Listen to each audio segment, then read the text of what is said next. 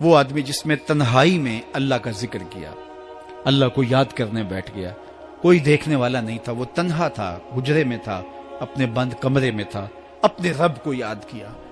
اللہ کی یاد کرتے کرتے اس کی آنکھوں سے آنسو ٹپکنے لگے، اس کی آنکھیں آنسوؤں کا خراج دینے لگی۔ تو میرے اور آپ کے آقا و مولا نے فرمایا کہ یہ آنسو اتنے قیمتی ہیں، ان آنسوؤں کے بدلے میں قیامت کے دن اسے عرش الہی کا سایہ نصیب ہوگا، عرش الہی کا سایہ اسے نصیب ہوگا ان آنسوؤں کے بدلے میں۔ رومی علیہ رحمہ فرماتے ہیں جہاں پانی گرتا ہے وہاں سبزہ اگتا ہے، جہاں آنسو گرتے ہیں وہاں رحمت اترتی ہے۔ تو اس لیے جو اللہ کی یاد میں رونے کا لطف ہے اور اللہ کی یاد میں آنسو بہانے کا اجر اور صلہ رکھا گیا ہے، یہ گناہوں کو دھو ڈالتا ہے، یہ اندر کی صفائی اور ستھرائی کا سبب اور ذریعہ ہے۔ میرے اور آپ کے آقا و مولا نے فرمایا راتوں کی تنہائیوں میں اٹھ کے قرآن پڑھا کرو اور قرآن پڑھتے ہوئے رویا کرو۔ پھر فرمایا فَإِلَّمْ تَبْكُوا فَتَبَاكُوا، اگر رونا نہ آئے تو رونے کی کوشش کیا کرو۔ حضرت داتا گنج بخش علی حجویری سے ایک مرید نے کہا حضرت اگر رونے کی کوشش کریں پھر بھی رونا نہ آئے، فرمایا پھر اپنے مقدر پہ رویا کرو۔ تم اتنے سنگ دل ہو گئے ہو کہ تمہاری آنکھیں آنسوں کا خراج نہیں دیتی۔ جو رونا نہیں جانتا وہ اللہ کی رحمتوں کو اور اللہ کی کرم نوازیوں کو کیسے سمیٹ پائے گا؟ بچہ روتا ہے تو ماں دودھ دیتی ہے، جب بندہ اللہ کی حضور الہاؤ زاری کرتا ہے، عجز کرتا ہے، انکساری کرتا ہے تو اللہ کی رحمتوں کو جوش آتا ہے اور اللہ تعالیٰ کی رحمتیں اس پہ برستی ہیں، اور اس کے نہ صرف گناہ معاف ہوتے ہیں بلکہ اللہ تعالیٰ اس کے گناہوں کو بدل کے نیکیوں میں تبدیل کر دیتا ہے۔ ایک فقیر تھا، ملنگ درویش، اللہ کا بندہ، اس کی عادت یہ تھی کہ اپنے ڈیرے پہ آنے والوں کو کھلاتا، ان کو پلاتا، ان کی ضروریات کا خیال رکھتا، لیکن ان کو مالی آسودگیاں نہیں تھی۔ ہوتا یہ تھا کہ بعض اوقات لوگ آتے تو ادھار لے کر کے وہ لوگوں کو کھلا دیتا۔ خیر چونکہ فقیر کا مزاج یہ ہوتا ہے کہ لوگ آئیں اس کے ڈیرے سے کھائیں، بابا بلے شاہ نے بھی کہا تھا نا، اٹ کھڑک کے دکڑ بجے تتا ہووے چلا، آن فقیر کھا کھا جاون راضی ہووے بلا۔ یہ فقیروں کا مزاج ہے، تو جو بھی آتا اس کے ڈیرے سے کھاتا اور وہ ادھار اٹھا اٹھا کے لوگوں کی ضروریات کو پورا کرتے رہتے۔ وقت آخر آ گیا، جن لوگوں نے ادھار دیا تھا وہ سارے تقاضا کرنے آ گئے۔ اب بابا جی کو کیا فکر لاحق ہے کہ یہ میرے مہمان اور میں ان کو کچھ پیش کرنے کی صلاحیت نہیں رکھتا۔ ایک بچہ تھا، وہ کچھ سامان بیچ رہا تھا، پتیسا بیچ رہا تھا یا کوئی اور چیز بیچ رہا تھا۔ اس نے گلی سے گزرتے ہوئے آواز لگائی، خادم کو کہا سے بلا کے لاؤ، کہا تم بیچ رہے ہو تو میرے مہمانوں کو کھلا دو۔ بچہ بڑا خوش ہوا کہ میں سارا دن گلیوں میں گھوم کے یہ پتیسا بیچنا تھا، اب یہ ایک جگہ ہی سارا فروخت ہو گیا تو یہ تو موج لگ گئی، میں جلدی گھر چلا جاؤں گا، میری ماں خوش ہوگی۔ تو سارا ان مہمانوں کو کھلا دیا گیا اور اس کے بعد کہا بابا جی پیسے؟ کہا تم بیٹھ جاؤ، جب ان کو ملیں گے تو تجھے بھی مل جائیں گے۔ وہ بیٹھ گیا، 2 4 10 منٹ بیٹھا تو بچہ تھا، پھر کھڑا ہو گیا، بابا جی پیسے؟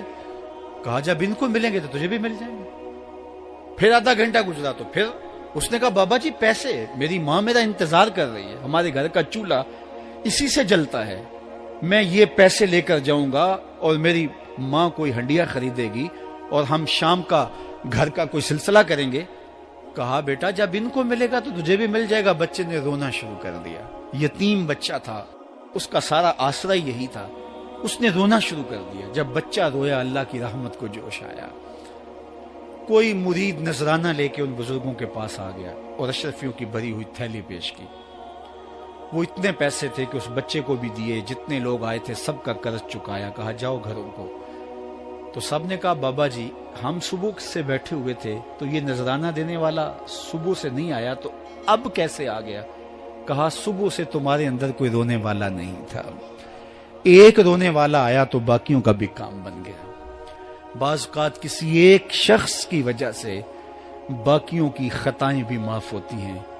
آج ہم اجتماعی طور پہ تا حد نظر اندر باہر اوپر نیچے اتنے لوگوں کے ہجوم میں اللہ کی بارگاہ سے یہ توقع رکھتے ہیں کہ مالک کتنے ہجوم میں کوئی ایک تو ہوگا جو تیرا لاڈلا ہوگا، کوئی ایک تو ہوگا جو تیرا بہت قریبی ہوگا، کوئی ایک تو ہوگا جس پہ تیری رحمتیں برسیں گی۔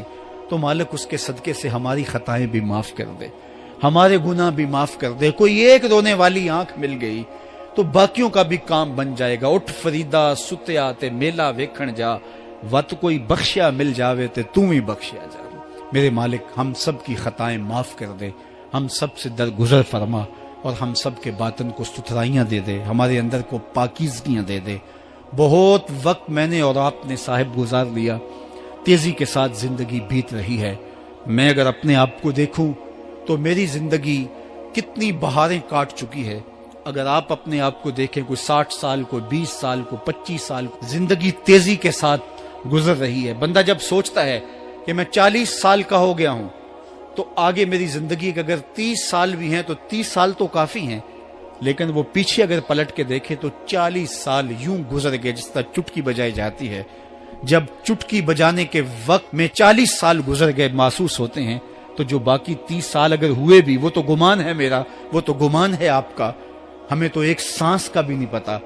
پوچھا گیا زندگی اور موت کے بارے میں کیا خیال ہے, کہا فجر پڑی ہے, پتہ نہیں ظہر پڑھ سکیں گے یا کہ نہیں. کہا اتنی لمبی امیدیں لگائے بیٹھے ہو, کہا ظہر پڑی ہے, پتہ نہیں عصر پڑھنے کا موقع نصیب ہوتا ہے کہ نہیں. کہا یہ بھی طول عمل ہے. ایک بولا عصر پڑی ہے, پتہ نہیں مغرب پڑھ سکیں گے یا کہ نہیں. کسی نے کہا ایک رکعت پڑی ہے, پتہ نہیں دوسری رکعت بھی پڑھنا نصیب ہوتی ہے یا نہیں. کہا یہ سب تمہارے منہوں کی باتیں ہیں. میں تو کہتا ہوں ایک طرف سلام پھیرا ہے, پتہ نہیں دوسری طرف سلام بھی پھیر سکیں گے یا کہ نہیں. کیا موت اتنی قریب نہیں ہے؟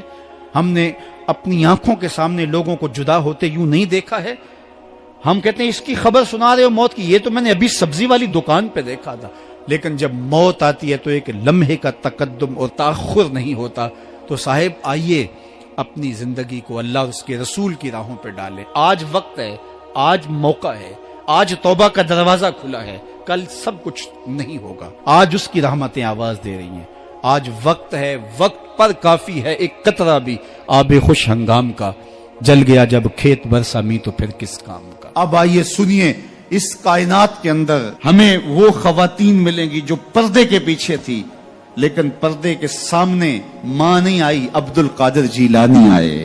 ماں پردے کے پیچھے تھی, پردے کے سامنے فرید الدین گنج شکر آئے. ماں پردے کے پیچھے تھی, مہر و ماں نے بھی آنچل نہیں دیکھا, لیکن پردے کے سامنے کربلا میں حسین ابن علی آئے. تو یہ پردے کے سامنے آئے, وہ پردے کے پیچھے تھی. تو جب مائیں پردے کے پیچھے ہوں تو پھر بیٹے جو ہیں وہ پردے کے سامنے آ کے وہ نقش ثبت کرتے ہیں کہ جو لوگوں کے زندگی کے نقوش کو جو ہے وہ اجال دیتے ہیں اور تقدیر بدل دیتے ہیں.